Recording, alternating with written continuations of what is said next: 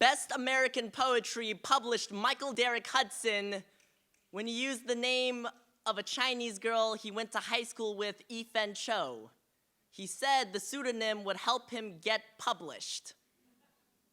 Michael Derrick Hudson changes his name to Ngoc Tran, and my mother's skin fits him like a head on a wall, trophy in a case, history told by the victors.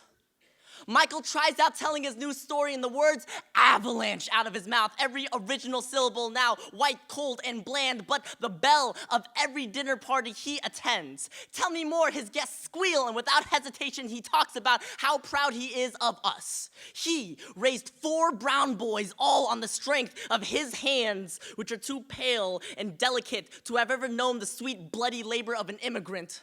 Then he drapes himself in the car business, hip dang, started from the ground up.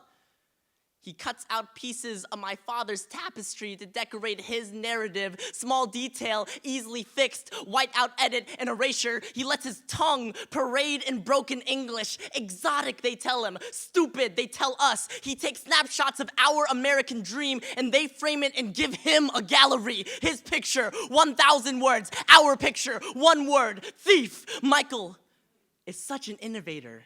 He writes such wonderful tales, practically steals them out of thin air, since we are no longer there, no longer taking space, no longer having names. That was just the wind, he says at his poetry readings when we gust and howl and tornado. But his body is too weak. He cannot carry us like my mother. Her skin gives him fever. Something starts clawing out from his insides, desperate, gnashing to breathe, to be born. Me and my 3 brothers start crawling out of his throat.